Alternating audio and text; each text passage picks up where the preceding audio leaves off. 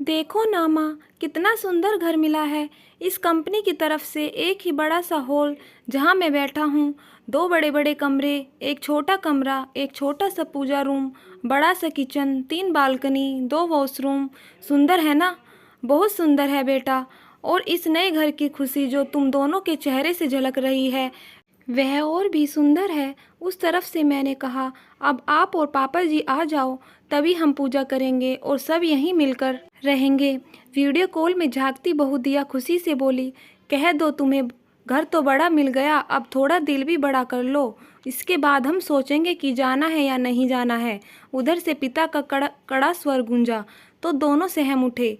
Phone पर भी अच्छी बातें नहीं कर सकते क्या? नहीं कर सकते तो सुना ही मत करो जी। बच्चे इतने खुश हैं, उनकी खुशियों पर पानी मत फेरो। शांति ने अपने पति ओम प्रकाश जी को लताड़ा तो दोनों थोड़े सहज हुए। चलो फ़ोन रखो बच्चों, कल बात करेंगे, कहकर शांति ने वीडियो कॉल बंद कर दिया। क्यों जी, आपके घर से मतलब है क्या? आपने बच्चों से जब देखो शुरू हो जाते हो। ठीक है, पुराने घर में संदीप ने हमें एक बार भी नहीं बुलाया, पर हमारी हर ज़रूरत के वक्त आता जाता रहा और खड़ा होता रहा ना, और अभी भी तो बुला रहा है। माफ़ करो और दिल साफ करके चलो, चलते हैं उनके पास। हरगिज़ नहीं, तुम्हें मैं नहीं रोकूंगा। पर मैं तो नहीं जाऊंगा। दरअसल संदीप और दिया की शादी हुए 1.5 साल हुए थे। नई जगह पर स्थानांतरण के साथ उसे घर तो मिला, पर बेहद छोटा। एक ही बेडरूम, उसी में किचन और वॉशरूम था, साथ एक बेहद छोटी सी बैठक। अब तक संदीप की पोस्टिंग होम टाउन के पास ही थी। यह पहला स्थानांतरण था। पिता का बड़ा अरमान था कि नौकरी पर जाते ही उनके बच्चे उन्हें अपने पास ले जाकर रखे, पर संदीप को घर काफ़ी छोटा मिला था और पिताजी बहू से काफ़ी परहेज करते थे, तो इतने छोटे घर में एडजस्ट करना बहुत मुश्किल था। पिताजी भी शुरू से खड़क स्वभाव और शिष्टाचार में विश्वास रखने वाले इंसान थे। उन्हें जब संदीप ने समस्या से अवगत कराया और 6 महीने बाद बड़ा घर मिलने पर ले जाने की बात की, तो थोड़े दुखी तो हुए, पर मान गए। एक दिन अचानक वह गिर गए और पैर में फ्रैक्चर आ गया।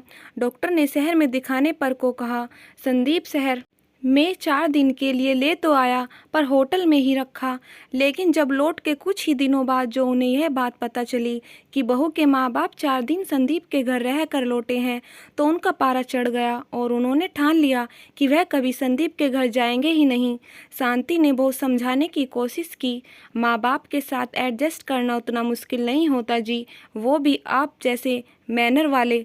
बहू को संकोच होता ना, इसीलिए नहीं हमें बुलाते। अब आप ही सोचो, एक ही कमरा है, उसी में बाथरूम है, और रात को आपको 2-3 बार जाना होता है, तो क्या रात भर बहू बैठी रहेगी, सोएगी नहीं?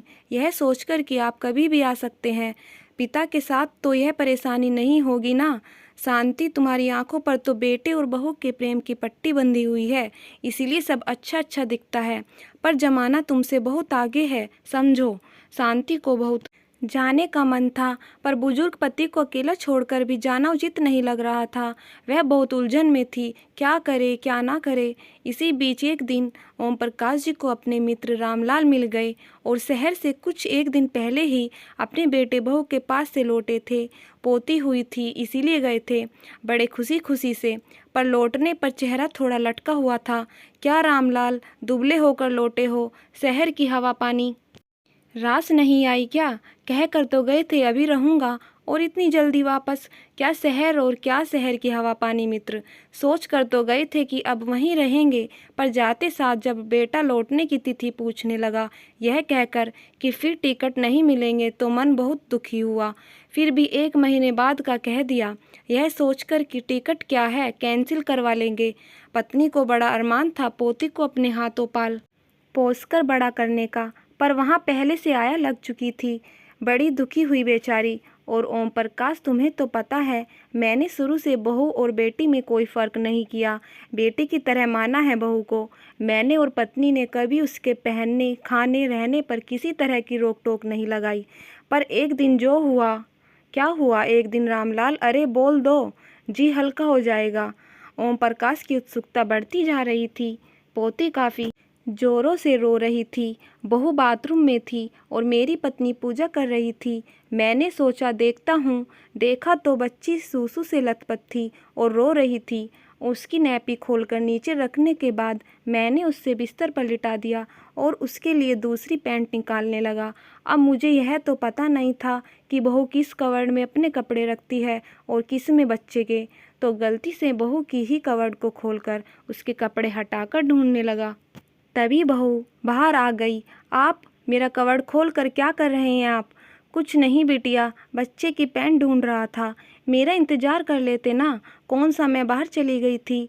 यूँ किसी प्राइवेसी में दखल डालने का तो कोई हक नहीं आपको। बुजुर्ग हो गए हैं और आपको यह नहीं पता कि बहू की अलमारी और कपड़े ढूंढना ससुर को शोभा नहीं देता। बेटा तुम बात का बतंगड़ क्यों बना रही हो? कपड़े ही तो है, छू भी लिया तो क्या हुआ? और तुम्हें बहू कब माना है मैंने? बेटी ही तो समझा है शुरू से। मानने और समझने से रिश्ते नहीं बदलते पापा जी। आज तक जिंदगी में इतनी शर्मिंदगी का सामना, वह भी खुद की नज़रों में, कभी नहीं किया था। 10 दिन बचे थे वापस आने में, पर मेरे लिए 10 पल काटना मुश्किल था। खुद स्टेशन गया और जनरल टिकट ली और पत्नी के साथ निकल गया। बहू ने रोकना तो दूर, पूछा तक नहीं। और सबसे दुख की बात बताऊं तो 2-3 दिन हो गए यहाँ आए, पर अभी तक बेटे ने फ़ोन तक नहीं किया। ओम प्रकाश गहरे सदमे में थे। उनके स्वयं के बने दायरे और लकीरों की वजह से। भले संदीप और बहू ने उन्हें छोटे से घर में नहीं बुलाया, पर इस बात को छोड़ दिया जाए तो दोनों कितनी इज्जत और प्यार करते हैं उनसे। जब तक व्यंग्य कसने के बाद भी वह 4 दिन वह होटल में रहे थे। एक दिन बहू ने बाहर का खाना नहीं खाने दिया। रोज आती और घंटों बैठती और अफसोस भी करती कि घर कितना छोटा है, वरना अभी पापा जी को जाने भी नहीं देते। ऐसा बुलाकर रामलाल की तरह से बेइज्जत करने से तो अच्छा था ना, बच्चों ने बुलाया ही नहीं। पर अब बुला रहे हैं तो जाना चाहिए। शांति कहाँ हो? जी कहिए, रसोई में हूँ। टिकट काटने वाला एजेंट को बुलाया है। कब की टिकट करवानी है? शांति आश्चर्य से देखने लगी ओम प्रकाश जी की तरफ। बोलो भी। संदीप और बहू आ रहे हैं परसों आपको मनाने, और फिर 4 दिन बाद लौटने में हमारा भी साथ में टिकट लिया है। बोल रहे थे आ जाएंगे और माफ़ी मांग लेंगे। पापा ऐसे थोड़े हैं जो माफ़ नहीं करेंगे। ओम प्रकाश जी स्तंभ थे। अब फालतू के स्वाभिमान और खोखले शिष्टाचारों की भेंट नहीं चढ़ने देंगे। वह रिश्तों को बदलेंगे खुद को। उन्हें अच्छी तरह पता है अगर वह अपनी बहू को बेटी कहने लगेंगे तो वह भी उन्हें अपने पिता की तरह प्यार देगी। तो इस ईगो का क्या जो अपने को अपना न बनने दे? बदलना जरूरी है ताकि बच्चों का प्यार उनकी अंतिम सांस तक बना रहे। मैं बदलूंगा संदीप, मैं बदलने की कोशिश करूंगा बहू जी। क्या बड़बड़ाने लगे? देखिएगा, मान जाइएगा। इतनी दूर से आ रहे हैं दोनों सिर्फ आपके लिए। मान गया हूँ संदीप की माँ। शांति समझ गई कि ओम प्रकाश खुश है, क्योंकि जब वह खुश होते हैं तो उन्हें संदीप की माँ बुलाते हैं। फ़ोन कर दो बच्चों को ताकि वह भी खुशी खुशी आए। आशा करती हूँ दोस्तों आपको हमारी कहानी ज़रूर अच्छी लगी होगी। प्लीज़ लाइक और सब्सक्राइब कीजिएगा। धन्यवाद।